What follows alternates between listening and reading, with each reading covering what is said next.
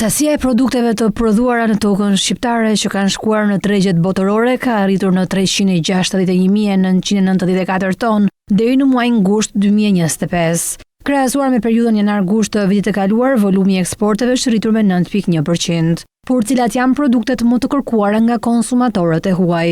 Të dhënat zyrtare nga Drejtoria e Përgjithshme e Doganave të siguruara nga Scan TV tregojnë se ndër produktet më të eksportuara përgjatë këtij viti janë pjepër dhe shalqi, domate, tranguj dhe kërpudha.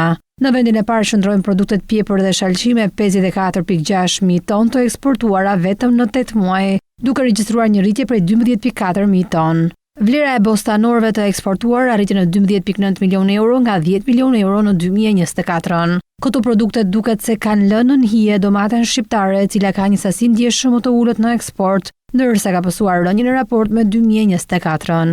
Në 8 muaj janë eksportuar vetëm 18.000 ton domate me vlerë 11.3 milionë euro, nga 25.3 mijë ton të eksportuar në të njëjtën periudhë të 2024-s me vlerë 18 milionë euro. Ndërsa gjatë këtij viti janë eksportuar gjithashtu edhe 5.6 mijë ton tranguj dhe 6.4 mijë ton kërpudha. Trendi i rritjes i eksporteve është tregues se politikat mbështetëse për fermerët dhe rritja e standardeve të prodhimit po japin rezultatet e pritshme.